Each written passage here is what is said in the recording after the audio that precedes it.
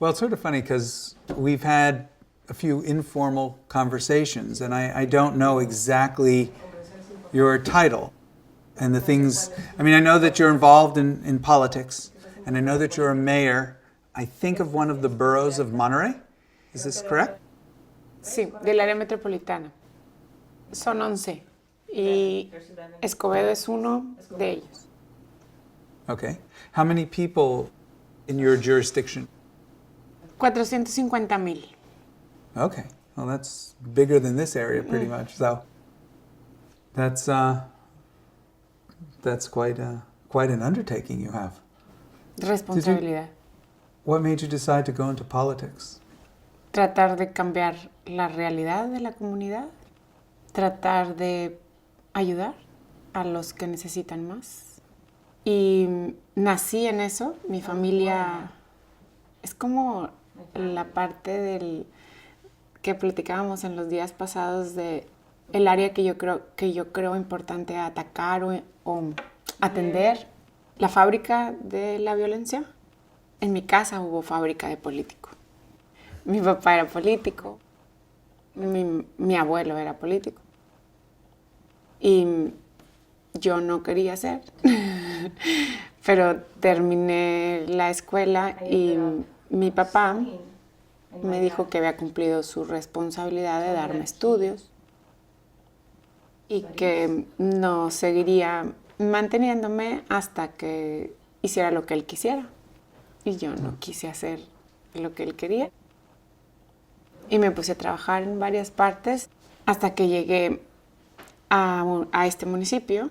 Fui a trabajar unas horas para sobrevivir y luego irme a trabajar a una empresa privada como ciudadana y me di cuenta que podía hacer mucho adentro. Desde una señora que esperaba mucho tiempo y que le ayudé a que no esperara tanto, hasta establecer su área jurídica, si tenían acta de nacimiento, la papelería en orden legal. Iba a salir a las 3 de la tarde y salía a las 12 de la noche. Entonces, de ahí ya no me separé. Sábados y domingos y 24 horas. What was your education before? Leyes y luego hice una maestría en Derecho Público y en Gobierno Municipal. Are you a lawyer also? Uh-huh. Oh, okay. Did you ever practice law? Poquito. No me gustó. Okay. It's interesting because in some ways, law and politics are interesting bedfellows, interesting partners. Debieran ser. Mm-hmm. Para mínimo hacer lo correcto. So why didn't you like law? Porque había corrupción. No me gustó. Y creo que puedo ayudar más. Hay dos áreas en el gobierno.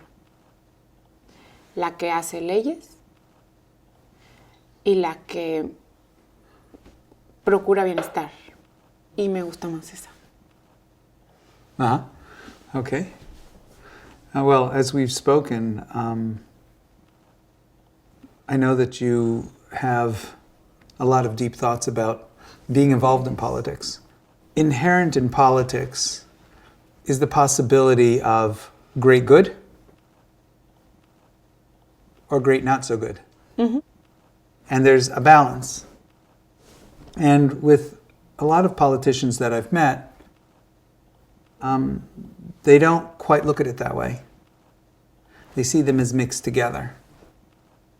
But you don't, which I like. I think that's very good. What have your thoughts been in our conversations since we've been going back and forth between those two things? Because as a politician, you face a lot of temptation, and some of that temptation is hard to figure out if it's good or bad. And then other parts of that temptation are bad, but a lot of people do it. And then there's some parts of the temptation that are just completely bad, that I think everyone agrees they don't want to be involved with. So what are your thoughts on what we've spoken about? Que yo sabía que el estar en donde estoy merece una gran responsabilidad por la confianza que me otorga los ciudadanos. Pero hoy lo veo con mucha más responsabilidad. Porque además de lo que yo veía antes era no quería defraudar a los ciudadanos. Quería regresar a ser ciudadana y que no tuvieran rencor conmigo por haber hecho algo que no les hubiera gustado. Pero ahora voy a regresar a ascender, ser ciudadana. Y eso va a ser una gran responsabilidad desde hoy. Si le pusiera números sería, yo sentía una responsabilidad de 70 y hoy de 100, porque sé que tengo que hacer un gran papel, pero además puedo demostrar que no todos los políticos somos iguales, como los que conociste. ¿Cuál es el rol ideal que debe de jugar el ciudadano en una sociedad y el gobierno como herramienta? It's an interesting thing because there's no such thing as a government. A government is a structure that's inhabited by people. How the government works, the strength of the government, really depends on the people that inhabit it, that populate it. So the level of civilization of a population directly affects how the government is utilized as a tool. So independent of what type of government it is, people have the ability to bolster that government up and make it something that's very noble, or not and make it something very oppressive. So it really all rests on the nature of the population itself, how they experience what it means not only to be human, but in the case of Mexico, what it means to be Mexican, what it means to come from Monterrey, what it means to be in their specific community, and what it means to be in their family. All of these things are important. So by having things in society that build those things stronger, the government will follow. But government's always an effect of the citizens. And it's one effect of citizens. It's my belief that citizens should have a very active citizen role in civilization. It's unfortunate that a lot of people in government systems, that is, people who are the governed, believe that somehow civilization will come from the government. And that ideally they could be totally passive in their lives. And things like justice and civilization and compassion will just effortlessly exist. So an education needs to occur. Ideally, it starts with simple practices within a family and simple practices and examples within a community. And just like there needs to be a family leader, there needs to be community leaders. And ideally even regional leaders. But especially from the community, what I would say downward, microscopically, there needs to be a much greater focus than there is in many parts of the world. ¿Y no crees que está pasando, bueno, al menos en México eso está pasando, que con la tecnología, creo yo que es la tecnología o la globalización, los ciudadanos están perdiendo la formación anterior en donde había un líder en una casa? Entonces, los hijos callan a los papás. Y su formación no es estructural con liderazgos. No es vertical. Es horizontal. Y eso está causando, siento yo, o te pregunto si crees que eso causa un cambio rotundo en la estructura incluso del gobierno. Porque ya no va a ser vertical, va a ser horizontal. Y entonces el ciudadano empieza a tomar una actitud desde la familia que puede estar más cerca de la violencia, mucho más violenta o agresiva. When you talk about horizontal, what do you mean? I may be having some problem translation-wise. Ok. Horizontal es que no reconocen una figura de respeto en la familia.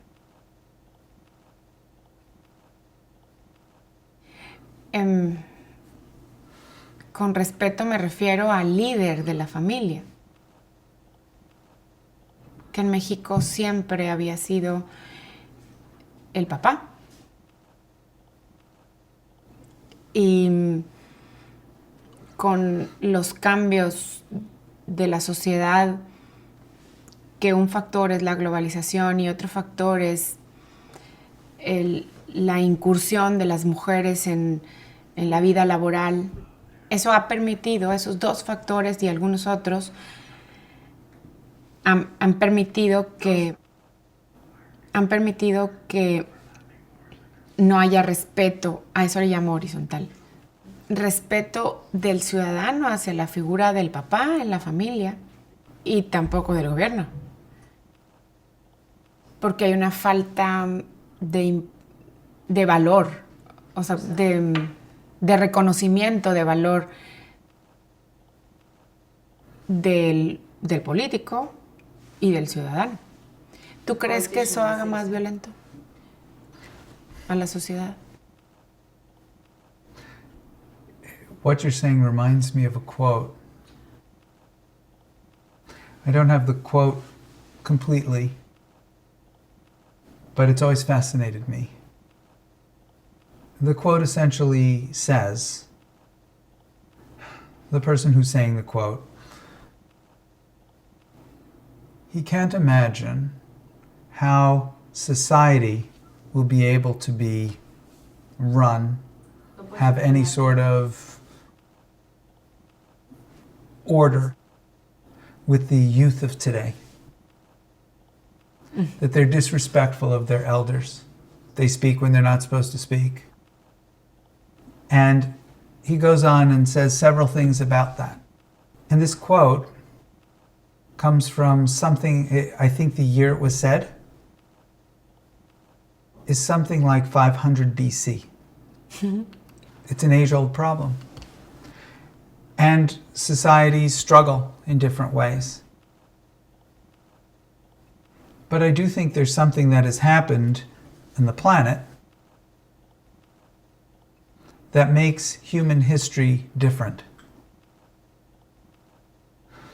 If we continue as we've continued for thousands of years, we won't end up in a place that's nearly as good. It won't nearly be as good as if we create a radical change in the way we bring up our children, in the way we view communities, and in the way we view nations. Way back when the family unit had a head of it, the father, almost by necessity.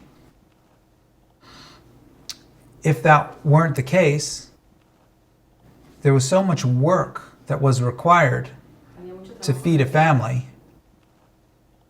and that if the father wasn't there, the family wouldn't have a good life. And communities really had to work to have their substance. If they were a farming community, they had to do a lot of farming just in order to sustain themselves. And even the same thing with nations, kingdoms and nations. But now with technology, humans have to work far less to be able to have better lives. So some degree of respect was required for survival in the past. Not so required now. This is both an opportunity and a problem. And not that opportunities and problems are oppositional, but a problem can lead into something that isn't good. We no longer, to survive, need to uphold this structure. We have the ability to look at our lives and decide how we want to dictate them without reacting to circumstances. You know, in the past, if I didn't go and work in the field for 12 hours, I wouldn't have food for my family. There really wasn't much choice. Now we have more choice. It's more difficult then, because 500 years before Christ was born, they really did have to respect their elders to some degree. Otherwise, they wouldn't be able to survive as families, communities, or nations. Ahora sí. Now it's different. So what needs to happen is people have to become more self-aware. And within our educational system, this has to be fostered so that people can not only see that they have an option, but take the more difficult option that leads to a better civilization. But what I mean by education is not just what's in the schools. Sino lo que decías de que te tienes que caer para aprender a caminar. Yes. So, ideally, we can't take a group of people and make them the way we want them to be by putting a mold around them in the form of laws with enforcement. Ideally, what we do is we put little seeds of incentives, little practices that some people do, that inspire others to do it, so that the society grows more in a direction that is towards civilization. Now, if you look at civilization, the more civilized and ethical a group of people are, the less enforcement is necessary. The more primitive a group is, the more enforcement is necessary to have them be civilized. So if you take a group of people and you tend to add things that cause more enforcement, you tend to steer in a direction that is further away from civilization. Uh-huh. ¿Y cuáles son esas cosas que tiene que hacer básicas la familia? Mm-hmm. Well, I think the next question is, you want to know how to go from the horizontal structure to more of a vertical structure. Mm-hmm. With respect to a vertical structure, what does it mean when you respect someone? Cuando sabes lo que siente o lo que le cuesta o lo que ha vivido durante algún tiempo para llegar a ser lo que es. No invadir sus vivencias para no agredirlo. How does a 16-year-old, a person who's been on the earth for 16 years, understand what it means to go through 30 years of hardship? Sí, no sabe. Sabiendo que cuestan las cosas, que cuestan en tiempo, en esfuerzo. Supongo que enseñándolos a reconocer el esfuerzo que se hace cuando tienen comida.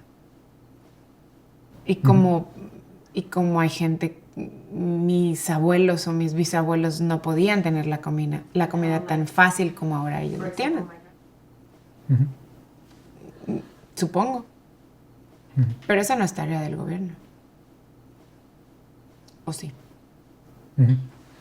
I've always been interested in how children learn effort strategies. And there are certain things that a little difference makes a big difference. For example, some children get allowances. And the children think of those allowances as money that comes to them because they're the kid. And they live. If they look at the money in exchange for chores that they do, and there's a standard number of chores that they need to do for their money, and if they do those chores well and do more of them, they can earn more, then the allowance becomes a different thing. I find children that are paid allowances just because they're children grow up to feel very entitled, often, and want an allowance from the world. Children that learn the earning principle early on, even on a small level, where the household chores that they do should be done well, or they have to be done again, and the child can be even more helpful and gets more for themselves by earning more and being more helpful within the family, have a whole different view of the same thing. Money that they get every week. So that's part of the answer to your question, but you had other questions. I don't want to keep on talking, and I know it's harder with translation. Ok. Sí. Entonces, hay que educar bien a los hijos para tener una sociedad más violenta. I think it's important to understand what violence is. Violence is not the act, I believe. I believe violence is the intent. And as we had another discussion, I asked you a difficult question. If your little boy, who is 4 years old, you had said, had a high fever and was hallucinating and was running away from demons and running towards a cliff, and he's going to run off the cliff, would you shoot him with a gun in the knee to save his life? Sounds like an absurd question, but is shooting him in the knee like that a type of criminal violence? If your child is about to get run over by a car, would you push him out of the way? Is that push an act of violence? If you're non-violent, do you just allow the child to get hit by the car? The intent of people, if that intent comes from fear and ultimately hate, those acts are violent. If you're acting towards someone as if they were a beloved child of yours, often those same acts are not violent. So, understanding the basis of violence is a tool. If you're going to go outside and chop wood with an axe, and you very gently take the axe, tap the wood, because you don't want to be violent. It's going to be a long time before you cut that wood. If you take all of your force and even maybe get your adrenaline going and hit that wood as hard as you can, you get the job done. Violence is a tool. It's not violence in the same way if the intent of it is love. ¿Y cuál es el propósito entonces de el gobierno como herramienta? That's, an interesting question. What is the purpose of government? If there are a group of people that have a common interest, that common interest can be understood and aided, furthered by a leader. You might say that that leader is a type of government official.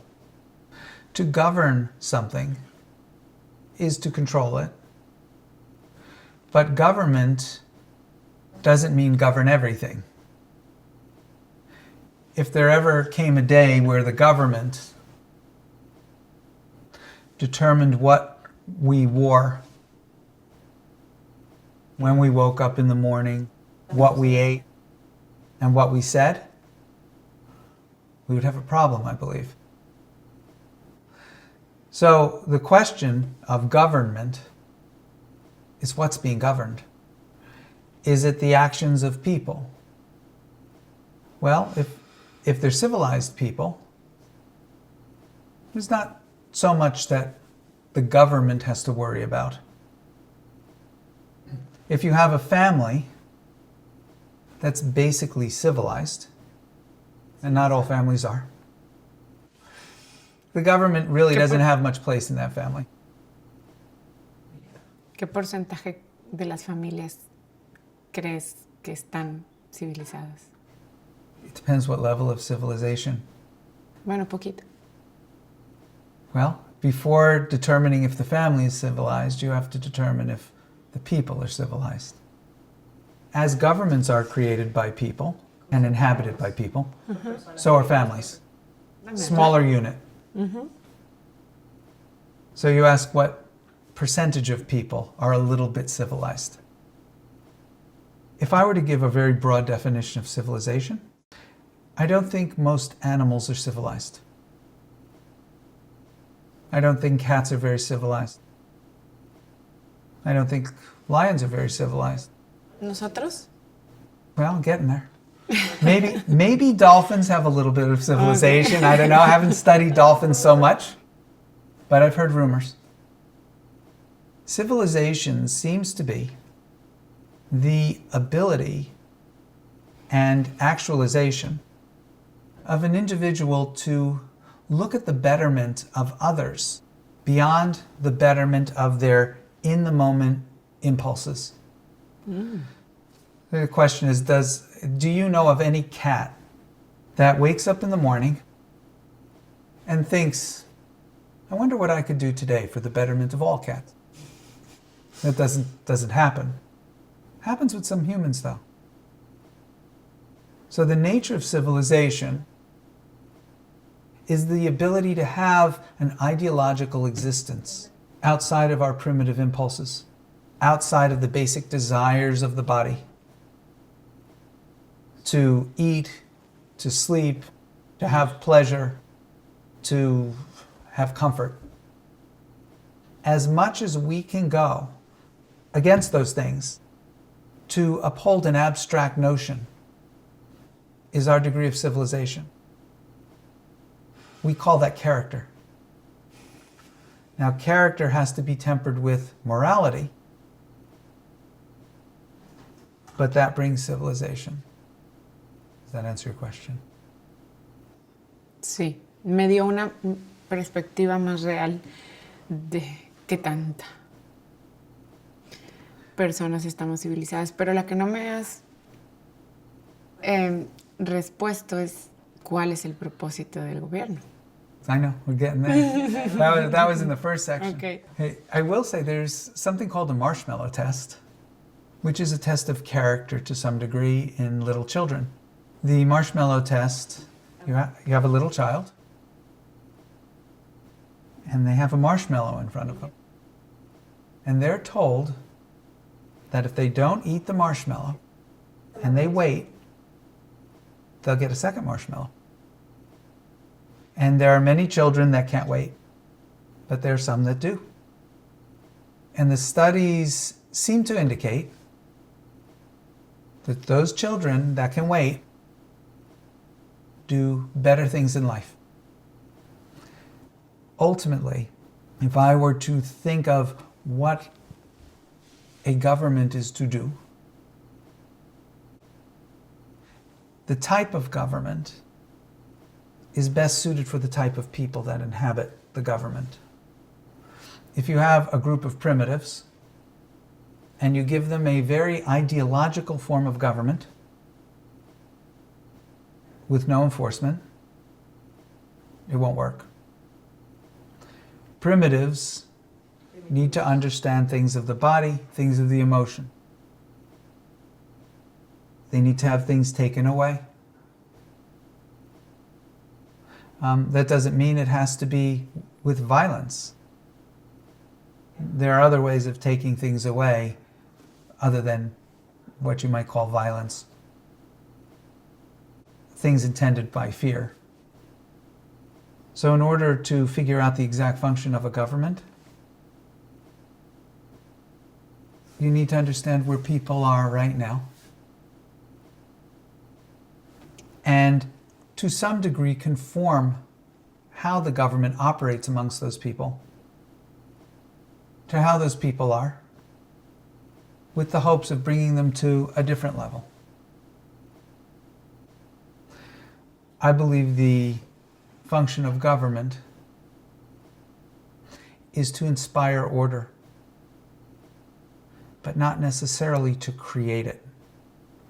Government is good when a group of people want a representative of certain ideas, ideologies,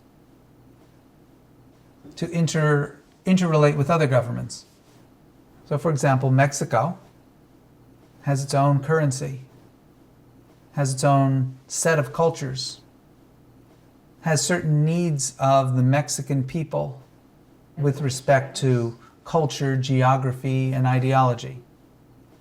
And there are no individuals that can meet the needs of the whole country without some organizing principle.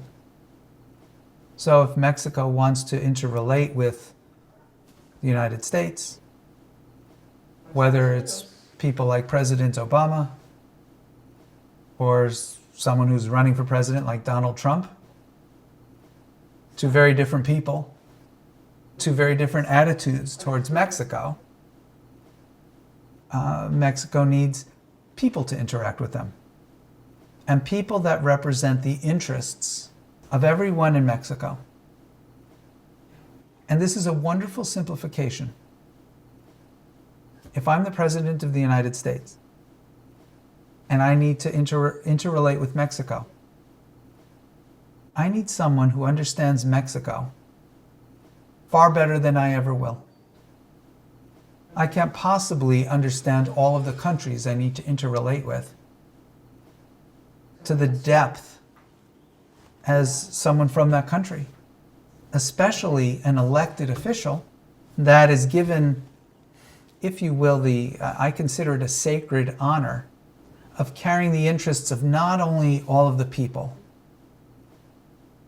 but the nature and history of that country, and upholding that, interrelating with the other groups of people of the world, other nations. Pero esa es una función del gobierno. Pero si aplicamos el principio de que es un de que en México pudiera haber una sociedad primitiva y una sociedad más civilizada, los objetivos de esos dos gobiernos serían diferentes. Porque uno tendría que ver con lo del elevar el nivel de la sociedad primitiva y bajo unas herramientas, unos programas, y el otro haría lo mismo, pero con otros programas, porque la sociedad es diferente. It depends if the society wants to be elevated. ¿Y si no? ¿Y el gobierno sí quiere? O sea, si el gobierno sí tiene personas que quieren elevar ese nivel y la sociedad no. Then it sounds like those people are not doing well by the people they represent. That's a type of dictatorship. El que usa la violencia. Bueno, no, la represión. If I represent a group of people that I'm a vegetarian, and let's suppose I represent a group of people that all want to eat meat, but I decide because of my position of power, I'm going to elevate them and understand that's my opinion of what an elevation is. Take meat away from all of their tables. Make them all vegetarians. Such an elevated society it would be. I'm saying that sarcastically. It's not my right to do so. ¿Cuál es tu derecho? En ese supuesto. If I decide to take on the sacred mantle of representing meat eaters, I have to represent them as they would want to be represented. Now, whether it is how you define what their wants are depends on the system of government. A lot of people have changed the meaning of the word democracy. A lot of people think democracy has to do with freedom and a number of things like that. A more narrow definition of democracy is majority wins, which isn't very good for minorities. And the most popular idea is the one that stays. And other ideas that are more minor may never see the light of day to even try to become the majority idea. As a matter of fact, depending on how I execute that narrow definition of democracy, it could make sure that a society never moves. Because every minority idea or culture can be eliminated. Or, if we don't eliminate it by force, strip it of rights and viability. Entonces, cuando hay gobiernos que toman medidas populistas, aunque no sean las mejores económicamente para el país o para el gobierno que representan, pero son lo que la gente quiere, están en lo correcto. Well, the first question and the thing I'm working towards is how to define what the people want. Is it what most people want? The narrow definition of democracy, majority rules? Is it the nature of what the most educated people want? In other words, some people care and study what's needed. Other people take someone who's maybe in a coma or in not mentally very able. Mm-hmm. Do they have the same wisdom in view as the person that studies all of these things? The United States attempted to resolve some of these issues by using what's called a form of government, the republic, a republic. In each area, we have people that represent the interests of the people. Ideally, they're elected as an expert someone who is able and someone who cares to see what would be best for their area. And there's a cooperation between that person and the people that they represent. That cooperation starts with their election. The people, the majority of people, agree this is a good person to study us, to represent us, maybe even to understand us better than we understand ourselves. Maybe some of us live around a lake. Maybe some of us live by a river. Maybe some of us live by a desert. The economic principles of the region are best determined by someone who studied all of it. Not just the lake people, not just the river people, not just the desert people. So this sort of cooperation is the beginning. The government is a cooperation between the people who govern and the people who are governed. And the nature of that cooperation is part of the structure that makes a government one thing or another. And of course, how the people, who is elected, how that person is once they've been elected, does depend a lot on the civilization of the people. In answering a question, what is the role of government? There's no one simple answer. It is easy to say what government shouldn't do, although there would always be people that disagree with that too. I don't believe that people are an effect of the government. I don't believe that the government has the function of creating love in people. I don't believe that the government has the function of raising our children. And ideally, that's done with minimal interference. The interference comes when there's a dysfunctionality of people, so that that upbringing hurts the children who are by necessity dependents. Entonces no hay una definición. Not one Hay que standard. hacer una por cada gobierno. I think one needs to understand the morality behind what is that government and what the objective of that government is.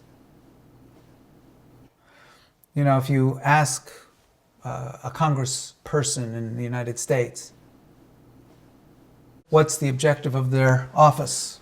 They might answer something like, to represent my constituency. But that brings the next question: how do you do it? What are the tools at the congressperson's disposal? And how do they execute their job? What is their job description? And this toolbox and the methods of being a congressperson are often not very well defined, or defined in a way that's not particularly appropriate to the interests of the people. And with modern technology, we could do so much more. As I said to you, if you look at all the governments of the world, how many of them have been formulated from anew, basic principles, creating an absolutely new form of government in the past 20 years? There are not that many. But yet our technology, our ability to have global communication, our ability to have many people that can communicate very differently than they ever have, is not incorporated into older systems. I would venture to say that most systems of government are antiquated in the face of modern technology.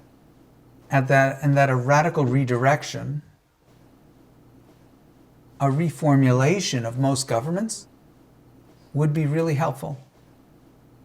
But that doesn't have to be done with a revolution. ¿Cómo tiene que ser? I believe that civic organizations can be effective forms of government without going against the government, and without even utilizing the same types of enforcement that government does. Churches, for example, many different communities, but especially it's easiest to see communities represented by religions. You know, take, for example, I know a gentleman who was a bishop in the Mormon church. What's called a bishopric, which is the domain of a bishop, is a form of government. Highly organized, to the benefit of the people, in the auspices of that morality, that belief system, in this case Mormonism. That form of government, the Mormon Church, Catholic Church,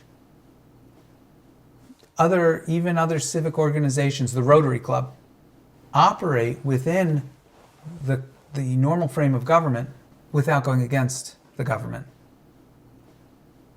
If there was a civic form of government like that, that achieved the noble goals, what the old government system did, ultimately people could come to rely more on this system than on the antiquated system. And possibly even the antiquated system could either model itself more after this system, migrate over to this system, or over time just become less. That doesn't require any sort of revolution. It's more of an evolution. It's an evolution of people to understand the nature of self-governance, how they govern themselves with their own conduct, how families govern themselves, their conduct, how communities, and upward. If an individual becomes aware of the nature of their conduct and are concerned with good conduct,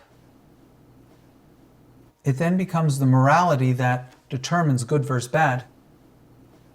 That is the governing factor. If there are a group of people that can come to an agreement that a certain thing is bad, then you can have a type of government based on that morality. And it still doesn't need to involve violent enforcement. Does that help? Sí, pero nace otra duda. Entonces,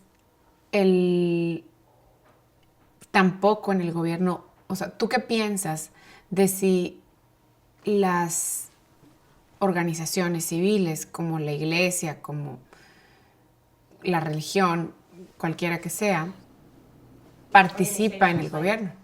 Mm-hmm. ¿Tú qué piensas? ¿Debe de ser o no? It depends how you define government. Right now, the way at least some of the government systems I'm aware of work, they propagate a more primitive way of living. In the United States, for example, politicians are often elected by people, by giving people what they want or what they think they want, as opposed to what they need. Eso es un gobierno populista. Yes? ¿Sí? El que le da a la gente lo que cree que necesita en lugar de lo que necesita. Mm-hmm. Uh-huh. Entonces, there's one other thing I have to say. The key is what people think they need compared to what they do need. If they are primitive, if they're just worried about comfort and pleasure, they are not thinking of the greater needs of other people they interact with. And that's the definition that I gave of civilization. uh-huh. If they are uncivilized, what they think they need is to be comfortable, satiated, and pleasured. Very hedonistic in some ways. So really the key is the population's ability to think beyond their desires and to hold an ideology that represents some sort of morality. In the communities that I mentioned, the Mormon community, the Rotary Club, those have an ideology that sometimes inconveniences the individuals. But the individuals who truly hold that ideology gladly inconvenience themselves to uphold it. Mm-hmm. So it is about the individual having that understanding, not just the morality of the body, but more noble ideals of humanity. We have to inspire that in people. El gobierno. No, we as the people. We as people who bring up people. We who lead in the civic organization. Y el gobierno debe de verlos. Government actually is an effect. And most of those structures were created by people who don't have that separation. Mm-hmm. And most of the elected officials are elected by people who don't have that separation. And many of those officials are of the same people and don't have that separation. So a government that was created like that and inhabited people by that, like that, not only shouldn't try to create that in people, or I should say inspire that in people, but can't. ¿Y el que sí? Yo encontré uno que sí. Well, I think there are a lot of people that can, but they have to understand that that's an important role in society. That the role of a civic leader, a community leader, is extremely important. Y con mucha responsabilidad. There are some communities, there's one community in Mexico, and I don't know the name of it, but they did one of the Pan American Games and had some representatives, some of the elders of this community involved in it. And it's a community that has elders. And elders make the decisions for the community. They're not paid. And they do so joyfully because they understand the importance of it. And all the people, or many of the people in that community, understand the importance of it. We have to go back to that sort of fostering that sort of community. And it starts in the small areas. And every community has people that have the potential to see this vision. And by people understanding this and growing in this, you can develop a government of people, so to speak, that is not a government of rules and enforcement, but is a government of ethics and, you might say, compassion. Hay que evolucionar. You have to get one community at a time. Una persona a la vez. Yes? Y luego una familia a la vez. Yeah? Y luego una comunidad. Mm-hmm. Mm-hmm. And if it comes from the government, it has an inherent problem that it is almost poison from the start. It's like it's trying to make the most wonderful cake with rancid butter.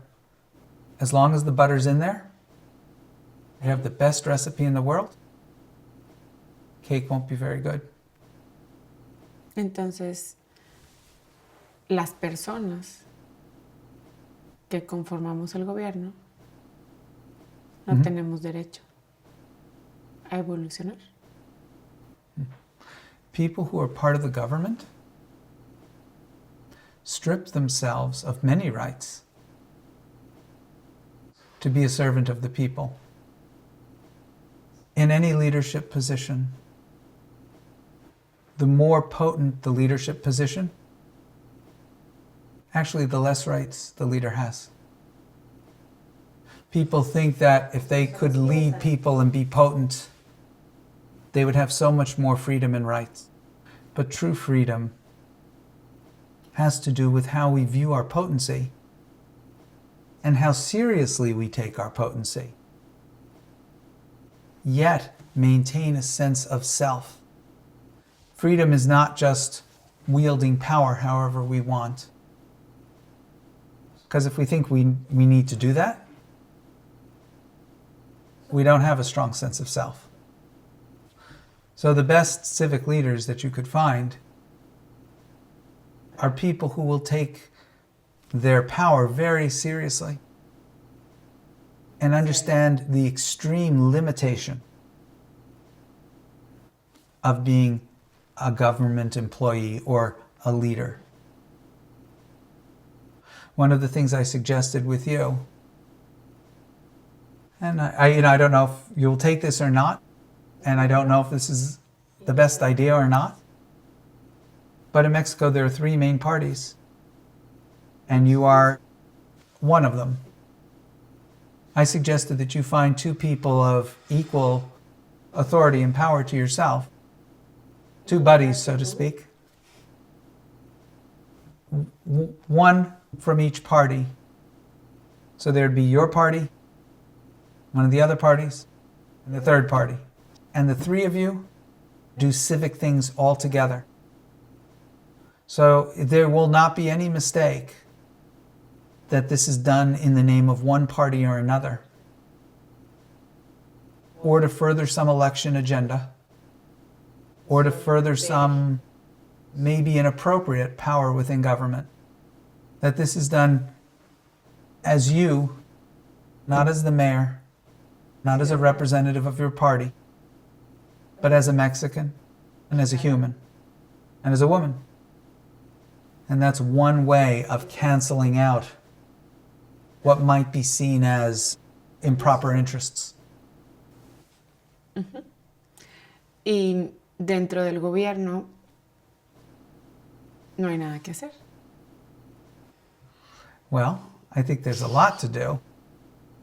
I think the first thing that government needs to do, and this is something, I think, a conclusion we both came to because you're educating me a lot about government, is that government needs to be made honorable. And that there are politicians that are honorable and others that are less honorable. And many of the politicians that are less honorable don't have the recognition or example to be honorable. That they would love to be honorable, they only understood it. So by a small group of politicians coming up with a document of principles that a person from any party will abide by, that keeps their position within government sacred and noble. And then having all the parties propagate this and adhere to it. It would make the people within the government more self-aware of their responsibility. One of the things that happens in the United States, which I don't agree with, is there'll often be 2 political candidates. And in the United States, we have 2 main parties. There are some smaller parties, but 2 main parties. And in order to be the person that runs for president, they have to be first the person that's elected within their party. So this doesn't only happen in the presidential election. This happens in every election almost. You'll have 2 or more candidates, and they will speak badly about each other. And they'll get their constituents, the people who want to vote for them, to really dislike the other candidate. So if they lose, those people will never feel good about the government, will never feel that they have a noble leader, because that leader has been tarnished. It's a type of bad media. So if all politicians could disagree with people in an honorable way, if I have for example, if I have an opponent that maybe I know that opponent, or I believe that opponent is a criminal. Maybe I believe that opponent does all sorts of things that I think are very bad. I could sit there and point them out. And a lot of times I'll be wrong, because an individual's judgment of another individual is very often imperfect. So what's better is that we suggest that everyone examine each of the candidates. And if I were a candidate, examining my good, my bad, thoroughly. And if we conduct ourselves honorably like that, in the least, when our opponent is elected, we won't have destroyed not only their reputation, likely with a lot of false accusations, but also destroyed each of the citizens' belief in government. It's hard to get elected if you don't smear the other candidate. But by smearing the other candidate, you destroy the sacredness of government. If you have a belief in the necessity of any government, it's better that it be an honorable government. Now, there are people who are anarchists who don't believe in government. And it's interesting, when I was a child, I was taught anarchism is bad. Until I met a professor in college who was a self-professed anarchist. And I found out that he was a very compassionate humanist. He didn't believe that government was necessary. And I don't necessarily agree with that at this point in time. In a very civilized society, government may not be necessary. But in the least, government as a representational device and a communications device is necessary now. ¿Y eso eliminaría la violencia? ¿O disminuiría la violencia?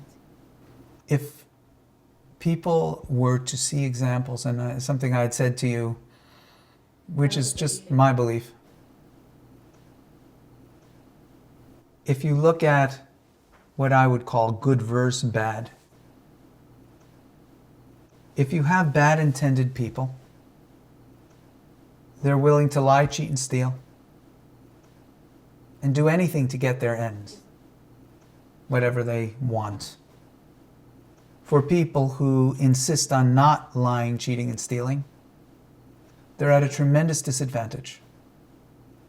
So if you and I play some game, and I'm lying and cheating and stealing, I'll probably win. But amongst humans, there's an interesting counter force to the chaos and additional option that someone who's willing to lie, cheat, and steal has. For many of us, especially if we have empathy, when we see someone do something noble, we want to rise to be that thing. I've seen people see a movie like Gandhi, and some of them say, I wish I were in that time. I would want to be part of that struggle. They don't realize that we have struggles like that now. 50 years from now, people will say they wish they were part of this time. But all they're lacking is a Gandhi to inspire them. And the force that good has against the chaos and extra options that bad intent has, fear and hate has, is that we inspire group action. Entonces, ¿tú crees que esta falta de civilización ha hecho que también tengamos carencia de liderazgo? I think it's the other, it's a system. I believe that there are a lot of people who are potentially world-changing leaders who don't believe an individual can make a difference. But when you see one man, one woman stand up to injustice, everyone that witnesses it is affected. It's no longer one person standing up to injustice. It becomes many people standing up to injustice. That principle, if that became more known, and not just known in idea, but really felt from the heart, that people are willing to stand up against injustice without even necessarily the hope of resolving the injustice. See, the important value is not to stand up to injustice needing to change the injustice, to stand up to injustice because it's the right thing to do, even if you're not going to win. People look too much at the result and they say, I can't change anything. Shouldn't matter if you can change anything. What matters is how you conduct yourself. That separation between the primitive body and our ideology. That makes sense. If you have within media, within stories, within movies, within performances, this idea represented over and over again, I think even that would have an effect. You would start having leaders in little communities standing up for injustices. The interesting thing is they may not really be injustices, but it's better to have people stand up against false injustices than to have no one stand up and be apathetic. And in that scheme that we spoke about, going from apathy to fear to anger to what I would call noble character, you move people from apathy through these things where they're willing to stand up for what they believe. Even if that belief is mistaken, it's better than being apathetic. Apathy is our biggest battle with respect to civilization and community, humanity and compassion.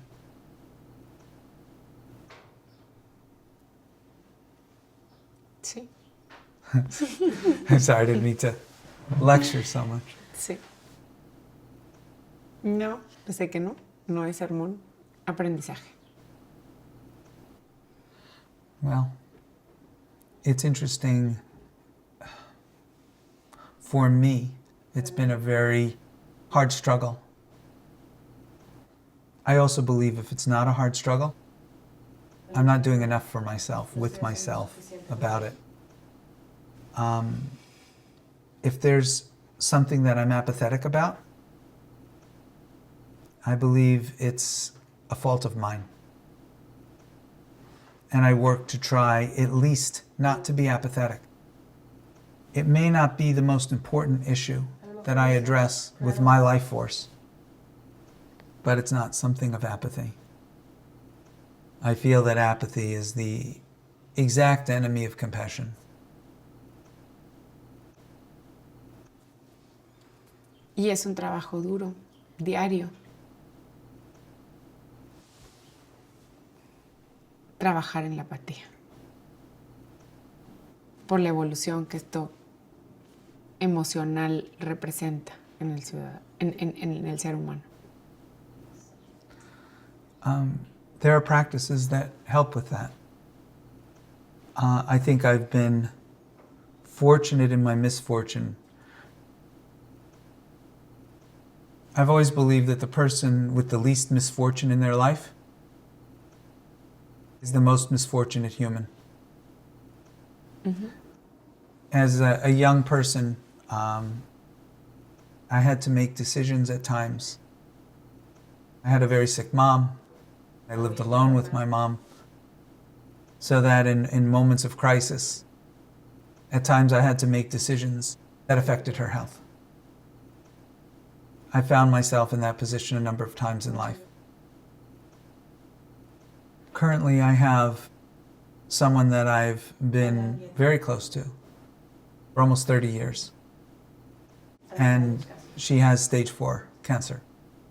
And there are many decisions that have to be made about her treatment. And it's come into my hands that I make some of those decisions. And with each decision, and one that I made yesterday actually, I had to imagine if I chose option A and did not choose option B, and option A kills her, how would I feel? And then I imagined choosing option B and not choosing option A. And if I choose option B and it kills her, how would I feel?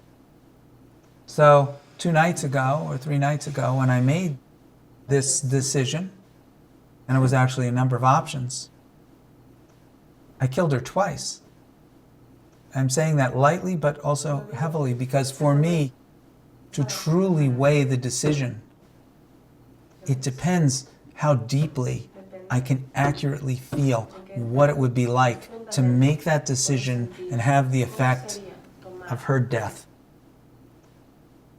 And likewise the other one.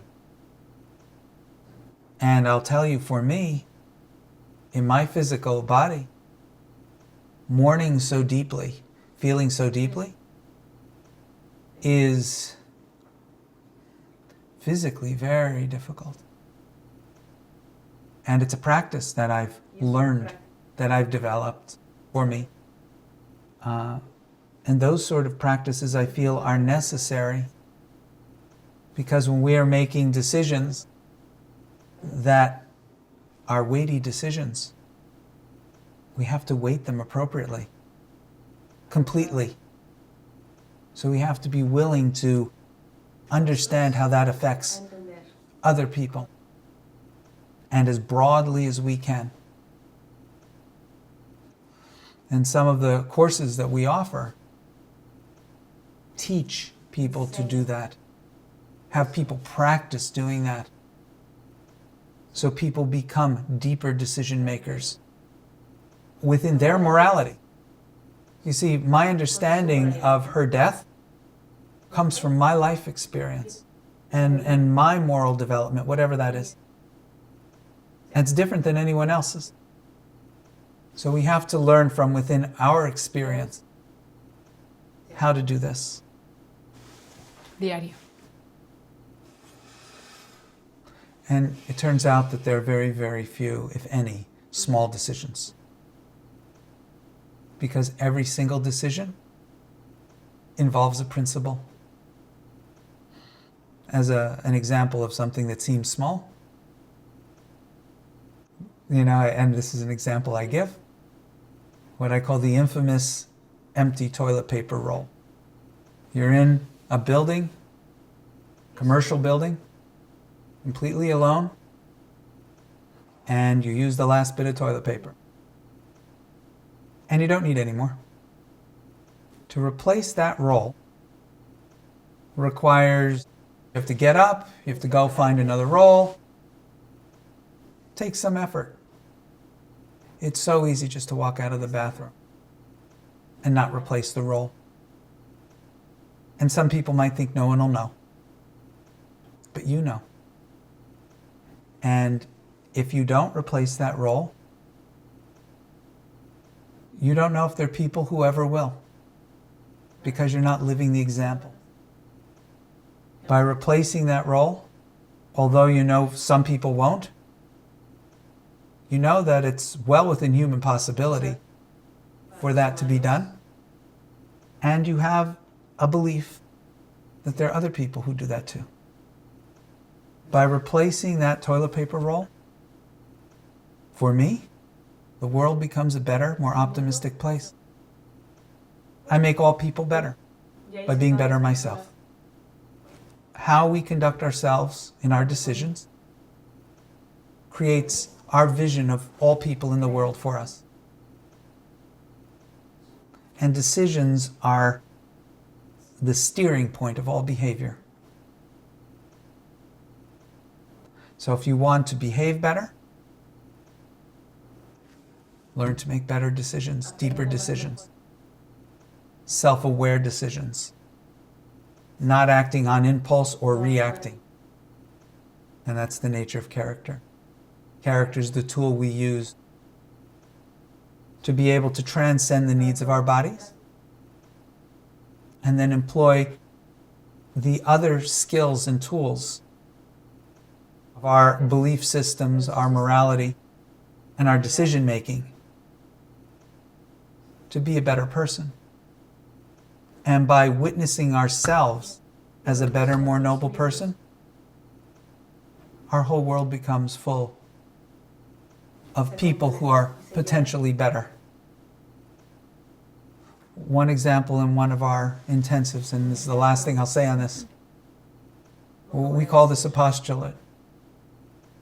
If I were a person that never lied, I would walk around in the world and assume that no one has ever lied. I don't know what a lie is. One day, I make the discovery that I can lie and get what I want.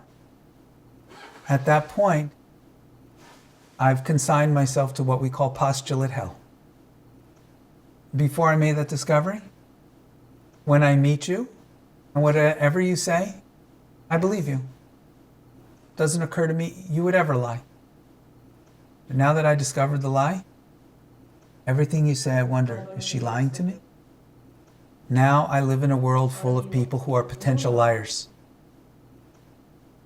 The road to redemption for all the liars in my world is for me to stop lying.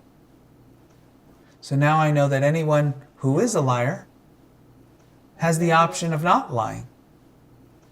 And by doing that, I've created redemption in my whole humanist view of people. So both condemnation and redemption of people reside in our own behavior.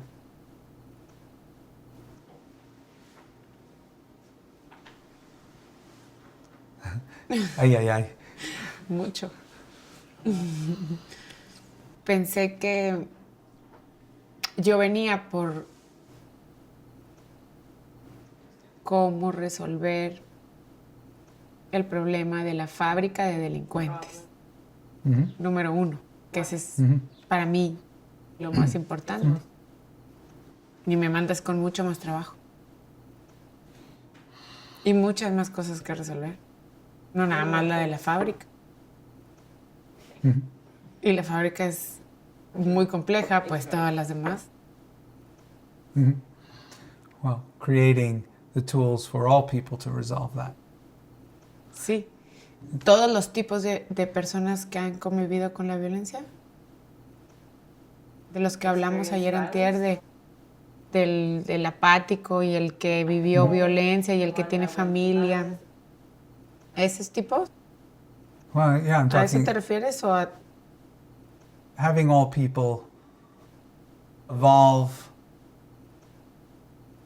to where violence is not as common and where violence is understood through intent. So that the intent of all people can be made more positive if they're predisposed to that. and so that they deal with those that are not predisposed that way more compassionately. Compassion removes violence. Sí, es un trabajo muy difícil. Yeah, it's hours a day, it's emotional work. And that's not your day job.